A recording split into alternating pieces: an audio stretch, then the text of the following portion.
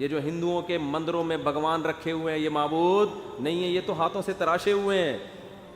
عیسائی حضرت عیسیٰ کو الہ کہتے ہیں. نا عیسیٰ تو کھاتے بھی تھے اور پیتے بھی تھے, مریم کے پیٹ سے پیدا ہوئے ہیں, خدا پیدا نہیں ہو سکتا. تھوڑی دیر میں ہماری اذان کی آواز آئی, اللہ اکبر اللہ اکبر. کیا زبردست, پوری دنیا میں سب کی سمجھ میں آ رہا ہے اس کا مطلب کیا ہے. تو پیپر ایسی چیز میں, تو پنڈت جی جو خطبہ پڑھتے ہیں, میں کوشش میں ہوں کہ سنسکرت زبان, یہ لفظ کیا ہے, سنسکرت زبان ہے نا, اس کا ترجمہ کہیں سے ملے, سمجھ میں نہیں آ رہا.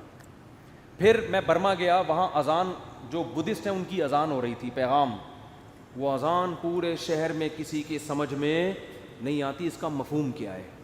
زبانیں ایسی ہیں جن میں پیپر آؤٹ ہو رہے ہیں نا, وہ زبانیں ختم. وہ فجر کی ان کی اذان ہوتی تھی, فجر سے پہلے وہ پتہ نہیں کیا بدھسٹ زبان میں ہوں کر کے چل رہا ہوتا تھا. میں کہہ رہا بھائی کیا ہو رہا ہے بھائی, یہ کیا مطلب ہے. اس سے پوچھا کہہ رہے ہیں یہ ان کا جو بدھسٹ کا جو بڑا ہے نا, اس کے علاوہ کسی کو سمجھ میں نہیں آتا. میں نے کہا چلو کسی بڑے سے ملتے ہیں. تو میں نے وہ جو میرے ابراہیم صاحب ہیں, بڑے اچھے میرے دوست ہیں, جن کی انویٹیشن پہ برما گیا میں, تو میں نے کہا آپ تو یہیں کے, وہ ان کے مسائل نہ کھڑے ہو جائیں کہیں. ابراہیم تو بہت سارے ہیں, کسی بھی بلی ڈال دیں گے ہم ان کو بچا کے. تو میں نے ابراہیم بھائی سے کہا, میں نے کہا مجھے ان کے جو اذان دے رہے ہیں نا فجر میں, چلو چلتے ہیں, ان کی جو بھی اذان ہے اس کو پکڑتے ہیں جا کے, اس سے میں پوچھتا ہوں تو کیا بول رہا ہے. انہوں نے کہا وہ ٹیپ ریکارڈ رکھا ہوا ہے, ریکارڈنگ چلتی ہے, بندہ. تھوڑی دیر میں ہماری اذان کی آواز آئی, اللہ اکبر اللہ اکبر. کیا زبردست, پوری دنیا میں سب کی سمجھ میں آ رہا ہے اس کا مطلب کیا ہے. اللہ سب سے بڑا ہے, اللہ سب سے بڑا ہے. پھر اللہ اکبر. اللہ کو اس میں اتنا مزہ آتا ہے, اللہ کہتا ہے دوبارہ کہے, ابھی سمجھ میں نہیں آیا ان کے. اللہ اکبر اللہ اکبر, اشہد ان لا الہ الا اللہ. یہ جو ہندوؤں کے مندروں میں بھگوان رکھے ہوئے ہیں یہ معبود نہیں ہے, یہ تو ہاتھوں سے تراشے ہوئے ہیں. عیسائی حضرت عیسیٰ کو الہ کہتے ہیں. نا عیسیٰ تو کھاتے بھی تھے اور پیتے بھی تھے, مریم کے پیٹ سے پیدا ہوئے ہیں, خدا پیدا نہیں ہو سکتا. اور پتہ نہیں کسی نے سورج کو بنایا ہوا, سورج کی پرستش, کوئی آنکھ کی پرستش. لا تسجدوا للشمس ولا للقمر. کیسا تلوار چلی ہے قرآن کی شرک کے خلاف. نہ سورج کو سجدہ کرو اس کے حسن کو دیکھ کے, ہاں ہم مانتے ہیں بڑا حسین ہے, چاند کو دیکھ کے اس کو سجدہ مت کرو, ہم مانتے ہیں بڑا حسین ہے. اللہ جب اتنا حسین ہے تو سجدہ کیوں نہ کریں. فرمایا واسجدوا للہ الذی خلقہن, اس کو کرو جس نے اس حسین کو پیدا کیا, وہ اس سے زیادہ حسین ہے. یہ خود تھوڑی بنے, ان کو تو بنایا ہے کسی نے. کیسی آیتیں ہیں آج کروڑوں لوگوں کو سمجھ میں آ رہی ہیں, ان کا مطلب بھی ان کا مفہوم بھی. اشہد ان لا الہ الا اللہ, میں گواہی دیتا ہوں اس خدا کے اللہ کے سوا کوئی معبود نہیں ہے. اشہد ان محمد الرسول اللہ, میں گواہی دیتا ہوں کہ محمد خدا نہیں ہے, اس کے بھیجے ہوئے پیغمبر ہیں, اس کے سفیر ہیں, میں گواہی دیتا ہوں. اور یہ اذان آج خود گواہی دے رہی ہے کہ واقعی وہ سچے پیغمبر تھے, کہ جو دعوت دے کر گئے ہیں 1400 سال کے بعد بھی ایک حرف کی تبدیلی کے بغیر وہ اناؤنسمنٹ اسی طرح ہو رہی ہے جس طرح بلال حبشی کو نبی صلی اللہ علیہ وسلم نے اذان سکھائی تھی. بالکل A to Z اسی طرح اذان دی جا رہی ہے. اور جیسے 1400 سال پہلے حضرت بلال جب اشہد ان لا الہ الا اللہ کہا کرتے تھے تو پبلک کو مطلب سمجھ میں آتا تھا. 1400 سال گزر گئے, آج ان الفاظ کا مطلب بعینی ہی اسی طرح سمجھ میں آ رہا ہے جس طرح پہلے, بلکہ پہلے سمجھنے والے لاکھوں تھے, آج سمجھنے والے کروڑوں ہیں. پھر حی علی الصلاۃ, آؤ نماز کی طرف, حی علی الفلاح, آؤ کامیابی کی طرف. کیسا خوبصورت کلام ہے یار. اور ریکارڈنگ نہیں چل رہی, مؤذن صبح صبح جاگتا ہے, وضو کرتا ہے, قبلے کی طرف رخ کرتا ہے, پھر اس دعوت کے نتیجے میں جو عبادت کی جاتی ہے, کیسی خوبصورت عبادت. آپ چرچوں میں جا کے دیکھو, ڈیسک نظر آئیں گے, خوبصورتی نظر آئے گی, فانوس نظر آئیں گے, پادری کا بڑا خوبصورت لباس نظر آئے گا, گھنٹیاں نظر آئیں گی, گیت نظر آئیں گے. وہ روحانیت نہیں ملے گی جو آپ کو مسجد میں امام, میں انہی سول کپڑوں میں ہر جگہ جاتا ہوں, فجر بھی اسی میں, ظہر بھی اسی میں, عصر بھی اسی میں, مغرب بھی اسی میں, عشاء بھی اسی میں, شادی بھی اسی میں. ایک دفعہ شادی ہوئی تھی وہ بھی اسی میں, پھر ایک دفعہ شادی ہوئی وہ بھی اسی. ایک دفعہ مجھے کسی نے کہا کہ میں آپ کے سسر کو دعوت میں بلانا چاہتا ہوں. میں نے کہا کون سے والے؟ وہ ہمارے ریلیٹیو. میں نے کہا یار تمہارے ساتھ یہ مسئلہ نہیں ختم. کون سے والے یار؟ اب پھر کسی کو بھی لے آؤ. تو یہ تو ایسے ہی درمیان میں آ گئی تھی ایک بات. اصل موضوع یہ نہیں ہے. تو ان کے لباس دیکھو, ہمارے مذہبی رہنماؤں کے لباس وہی ہیں جو عوام کے لباس. کوئی الگ سے لباس بھائی یہ پگڑی تو تبلیغ والے بھی پہنتے ہیں نا, یہ بھی پہنتے ہیں. یہ کرتے شلوار تو ہمارے یہاں کلی والا, یہ تو کلی والا کرتا میں نے لوگوں سے ہی سیکھا ہے. پھر علماء کو دیکھا سب پہنتے ہیں تو اور محبت پیدا ہو گئی. تو وہی سادہ وہی سب کچھ. مسجد میں آؤ, مصلی پہ امام کھڑا ہو جائے گا, پیچھے لوگ, کوئی گیت نہیں, کوئی میوزک نہیں, مسجد میں کوئی تصویریں نہیں ہوتی. باوضو ہو کے مسواک کر کے صبح صبح, کیسا نورانیت کا ٹائم ہے. امام کیا کہتے ہیں؟ اللہ اکبر. یہ زبان سمجھ میں آتی ہے لوگوں کو کہ نہیں آتی؟ کروڑوں لوگوں کو سمجھ میں آیا کہ امام نے کیا الفاظ کہے ہیں. پھر الحمدللہ رب العالمین. حرم کی تراویح سنو, تمام تعریفیں اس اللہ کے لیے جو تمام جہانوں کا پالنے والا. 5 لاکھ کا مجمع پیچھے شیخ سدیس کے پیچھے ہاتھ باندھ کے کھڑا ہوا ہوتا ہے. 5 لاکھ تو یہ ہیں, اور 5 کروڑ اپنے اپنے گھروں میں ٹی وی میں دیکھ رہے ہیں. ان کو بھی سمجھ میں آ رہا ہے کیا کہہ رہے ہیں یہ.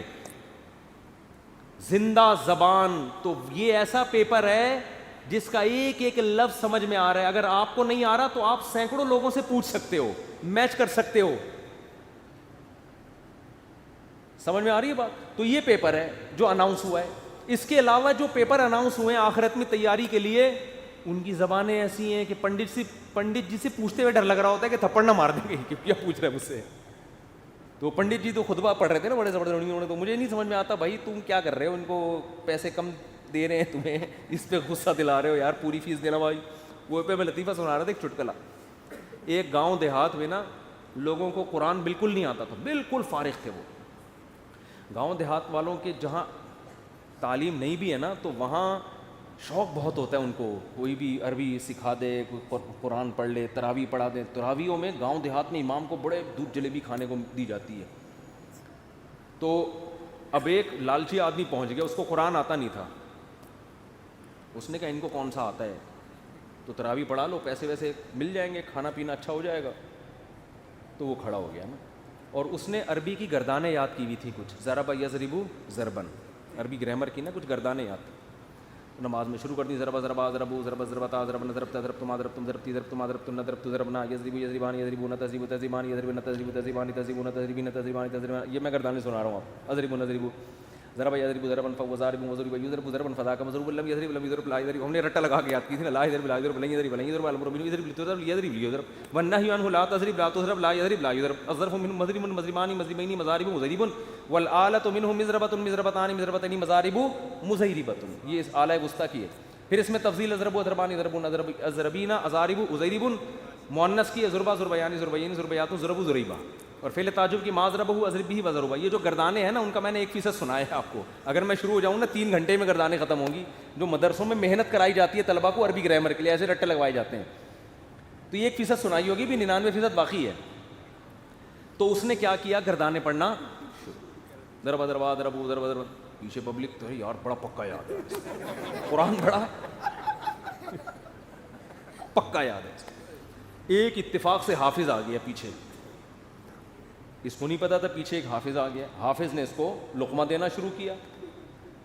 تو یہ حافظ کو کہتا ہے اسکت, چپ ہو جا, نصف لی و نصف لک. جب تراویح کے بعد پیسے ملیں گے آدھے آدھے کر لیں گے. عربی میں چپ کر کے کھڑا ہو. تو بھائی جب کسی کو زبان ہی نہ آئے تو آپ کچھ بھی پڑھ لو. تو اب ہم ہندوؤں سے پوچھتے ہیں بھائی جو آپ نکاح میں خطبہ اپنا پڑھتے ہو تھوڑا سا ترجمہ کر کے ہمیں بتا دو, یا ہمیں نہیں ہندوؤں کو ہی بتا دو, تاکہ ہندو جب شادی کرنے کے لیے آئیں ان کو پتا ہو پنڈت جی ہمیں کیا کیا ہوگی. زبان تو ہے, بہرحال ترجمہ بھی ہوگا. وہ گالیاں والی نہیں, تو میں مذاق کر رہا ہوں.